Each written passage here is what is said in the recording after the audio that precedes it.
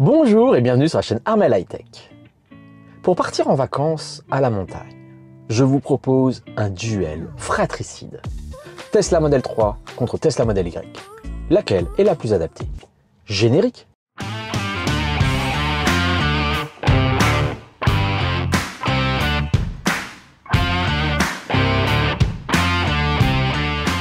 Bonjour et bienvenue sur la chaîne Armel High Tech. Voilà, en préambule, on a été cette année encore en vacances, en famille, à la montagne. On est retourné dans la même station que l'année dernière, à Gourette dans les Pyrénées. Et moi-même, je me posais ma question. J'y étais l'année dernière avec ma Tesla Model 3 SR Plus 2021. Cette année, on y a été avec notre Tesla Model Y. Laquelle est la plus adaptée finalement? Je pense que ça peut peut-être vous intéresser. Alors, dans ce duel fratricide, comme je vous le disais, Tesla Model 3 2021 SR Plus, 5 personnes à bord, coffre de toit pour pouvoir transporter tout le matériel, notamment chaussures de ski, équipements, vêtements, tenues. En face, je vous propose le Tesla Model Y 2023 Propulsion, 5 personnes à bord, tout le matériel à bord, pas de coffre de toit. Lesquels sont les plus adaptés, sont les plus efficaces? C'est ce qu'on va regarder ensemble. Alors, l'année dernière, en 2022, je vous avais proposé, je vous remettrai en lien, si vous n'avez pas vu cette vidéo, une vidéo de duel, voiture thermique Tesla Model 3 SR+, justement pour aller faire 1600 km aller-retour, Bretagne-Lorient, Gourette dans les Pyrénées. Cette année encore, il y a eu ce duel aussi, la Model Y contre la thermique. Et en effet, nous sommes partis avec des amis, nous sommes partis quasiment en même temps. Nos amis avec une Skoda superbe combi diesel. Et puis nous avec notre voiture électrique. L'année dernière, on était parti à 4, on était revenu à 5 parce que on avait eu un petit souci, une petite hésitation sur l'organisation, etc. Cette année, on est parti à 5, on est revenu à 5. Oui, je sais, on est 6. Le sixième, on a eu la chance, c'est que nos amis qui partaient avec leur Skoda ont pris un de nos enfants avec eux dans leur voiture. Mais cette année, voilà, ma comparaison, c'était vraiment vous dire, j'ai fait ces 1600 km avec ma Tesla Model 3, je viens de faire ces 1600 km avec mon Model Y pour aller en vacances. Je vous mets quelques images. On a eu une météo, elle est très capricieuse, mais franchement, on a pu profiter au maximum de ski et de se faire de super descentes. Nous, en ski alpin, les enfants en snowboard en partie. Mais voilà, c'est quoi la différence? Alors, pour partir avec la Model 3, comme je vous le disais en préambule, on a dû s'équiper d'un coffre de toit. J'ai fait plusieurs vidéos l'année dernière sur qu'est-ce qui est le plus avantageux en termes de consommation, coffre de toit, attache de ski, coffre de toit à l'endroit, coffre de toit à l'envers. Je vous mets en lien ces vidéos-là si vous ne les avez pas vues. Et voilà, pour pouvoir partir à 4-5 personnes à bord de la Model 3, et pour embarquer tout le matériel, on avait dû équiper la voiture d'un coffre de toit. Comme on avait un coffre de toit, on avait emmené des skis avec nous. Cette année, on n'a pas emmené les skis parce que c'est plus pratique quand même de les louer sur place. Surtout que, en allant dans les Pyrénées, on peut avoir une météo un peu hasardeuse et un peu de cailloux. Donc, pour éviter d'avoir abîmé son propre matériel, souvent, comme ça, on va louer nos skis sur place. Donc, l'année dernière, on avait pu, comme on avait le coffre de toit, pour mettre les chaussures de ski, parce qu'on a nos chaussures de ski, pour pouvoir mettre tous les blousons, les anoraks, les gants, les chaussures ou autres après-ski et compagnie, ça ne rentrait pas complètement dans la Model 3. La Model 3, on avait chargé le coffre avant, le sous-coffre avant, le sous-coffre arrière de toutes les courses, provisions, etc. Toutes les valises dans le coffre, et puis tout cet équipement un peu spécifique montagne dans le coffre de toit. La Model Y, tout rentre dans la Model Y. Et alors avec une facilité de chargement impressionnante, je vous mets des photos là. Pareil, donc toutes les courses dans le sous-coffre arrière, le reste de courses dans le sous-coffre avant avec les chaussettes à neige et compagnie. Et puis toutes nos affaires, nos valises. On l'utilise, comme l'année dernière, je vous le conseille, on utilise des boîtes à vide pour mettre tous les anoraks, les tenues de ski, etc. Ça permet de gagner de l'espace, mais même l'année dernière avec ça en Model 3, tout ne rentrait pas dans le coffre. Là, tout rentre nickel, les sacs à dos des enfants, les chaussures de ski et tout. Et comme je vous montre, on a une place hallucinante encore à l'arrière. Chacun a son petit plaid pour pouvoir dormir parce qu'on part en plein milieu de la nuit. Et franchement, c'est aussi ce que les enfants nous ont dit en termes de confort. Une position de conduite plus assise dans le Model Y, des sièges assez volumineux. soigneux, même à l'arrière, hein, sur la place centrale. Finalement, on avait décidé aux enfants, bah, vous tournez les uns après les autres pour que ce soit pas tout le temps le même qui soit assis. Puis bah, certains ont voulu continuer un arrêt supplémentaire parce que finalement, c'était largement supportable. Une place aux jambes vraiment importante. Et pour Rosen à l'avant, en passager, bah, nickel. Surtout qu'au retour, malheureusement, Rosen est revenu avec une attelle au genou.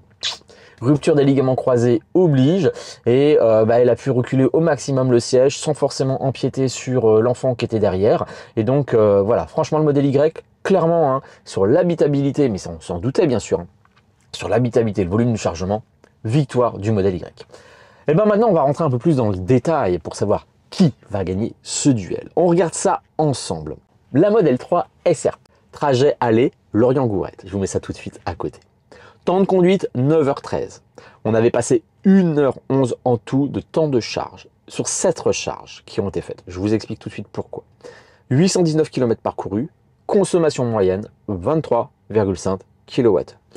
Alors, le départ avec la Model 3 s'est passé avec des températures très négatives sur les premières étapes en partant de Lorient. On avait des températures en dessous de zéro jusqu'à l'aire de Vendée.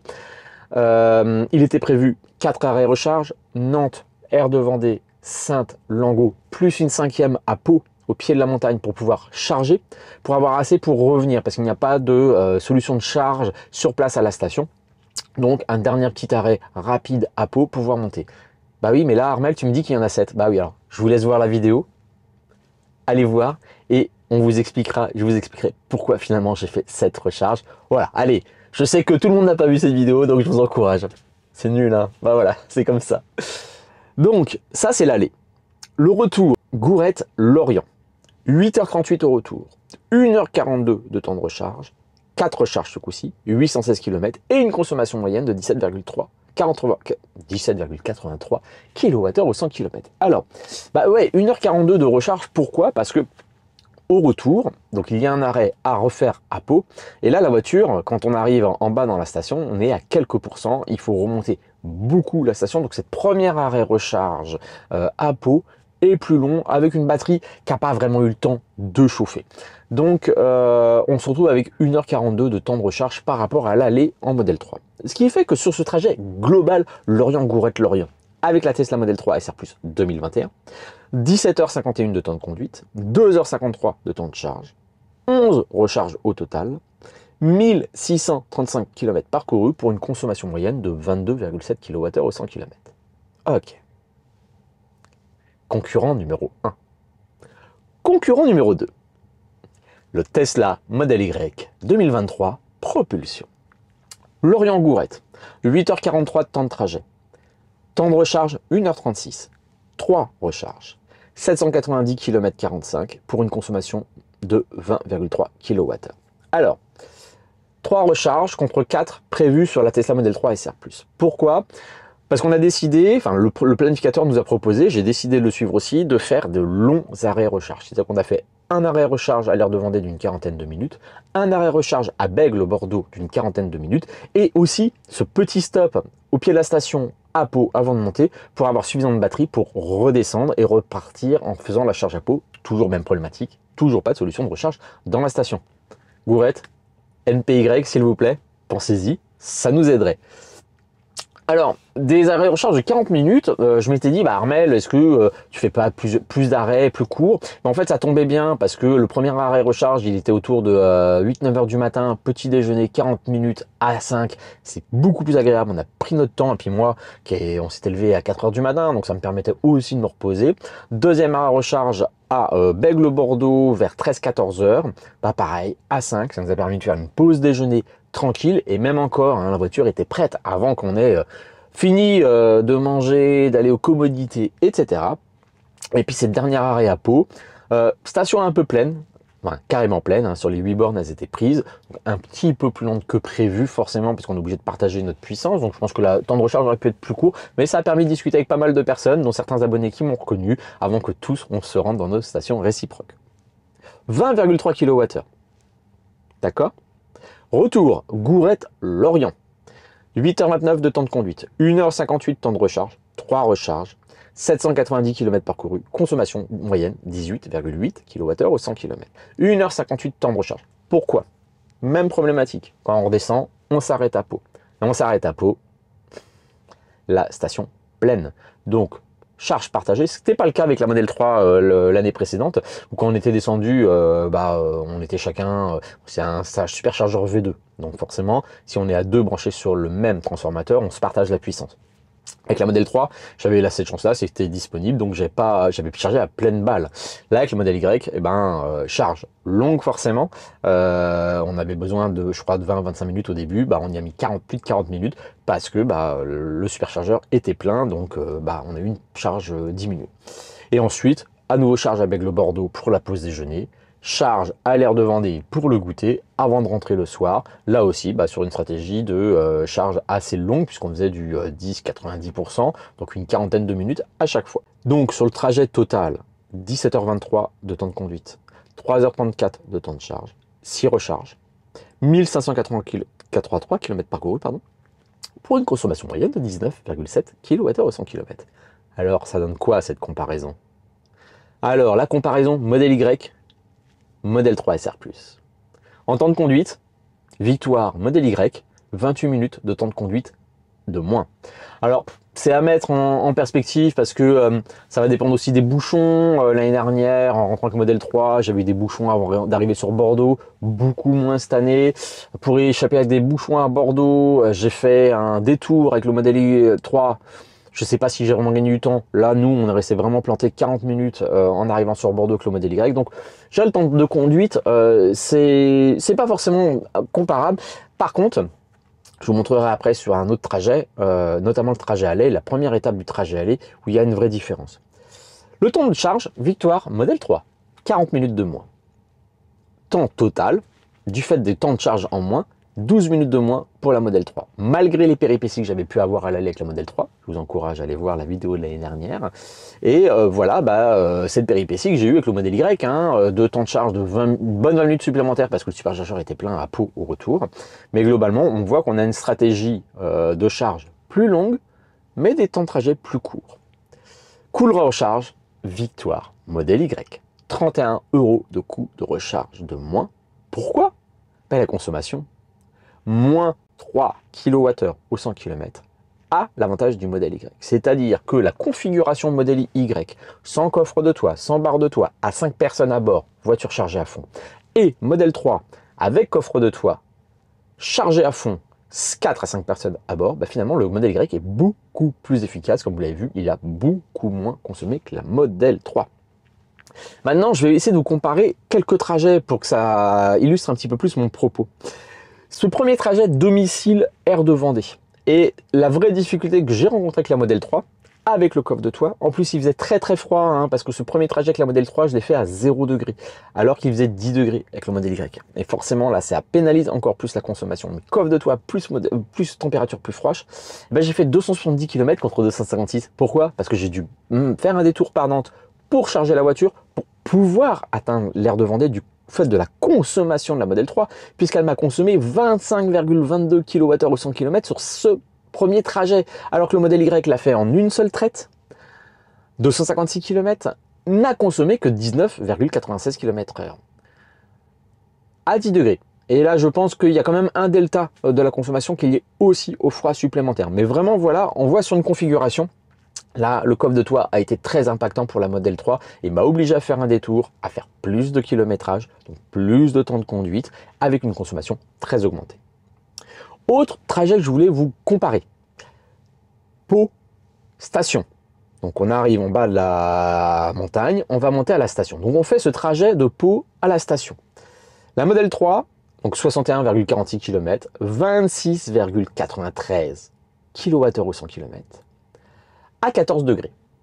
Le Model Y, même trajet, 60,76 km, 24,77 kWh au 100 km, 18 degrés. Donc on est sur des températures assez douces, printanières. Et bien là on voit que sur la montée, le Model Y va consommer 2 kWh au 100 km de moins.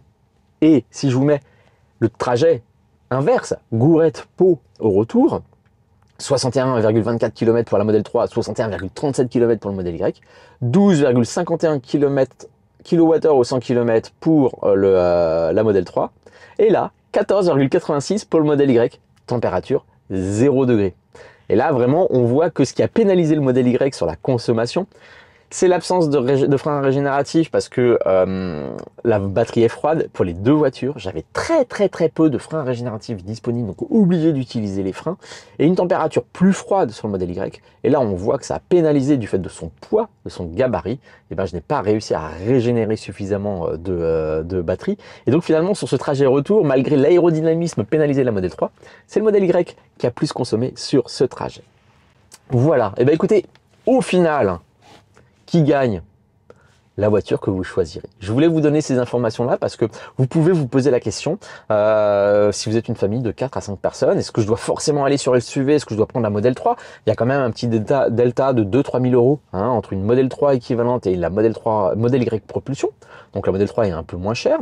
Au quotidien, clairement, la modèle 3 consomme beaucoup moins que le modèle Y, un bon 10% de moins. Donc c'est vrai que si sur vos trajets, sur le reste de l'année, vous n'avez pas besoin du volume du modèle Y, c'est clair que la modèle 3 va vous coûter moins cher à l'achat, moins cher en consommation. Pour pouvoir partir en famille, vous mettrez peut-être un coffre de toit, des barres de toit. Certes, vous allez consommer plus. Certes, sur ce trajet-là, en coût d'électricité, ce sera plus important. Et ce coût en électricité, je l'ai calculé comment? J'ai enlevé de la consommation totale des kilowattheures sur l'aller-retour ceux que j'avais rechargés à la maison, parce que j'étais parti à 100%, donc les 55 kWh pour la modèle 3 et les 60 kWh de la modèle Y à 15 centimes de kilowattheure, mon tarif à domicile. Et puis le reste de cette consommation au coût de la supercharge, donc 49 centimes au moment où j'ai fait ce trajet. J'ai comparé par rapport à la modèle 3, j'ai mis le même tarif pour que ce soit comparable. Et donc voilà comment on arrive à ce delta. Donc voilà. C'est clair que sur ce trajet de vacances, le modèle Y est plus confortable, est plus pratique et va être moins gourmand qu'une modèle 3 avec un coffre de toit pour monter à la montagne. Mais la vraie question se pose, c'est sur le reste de l'année.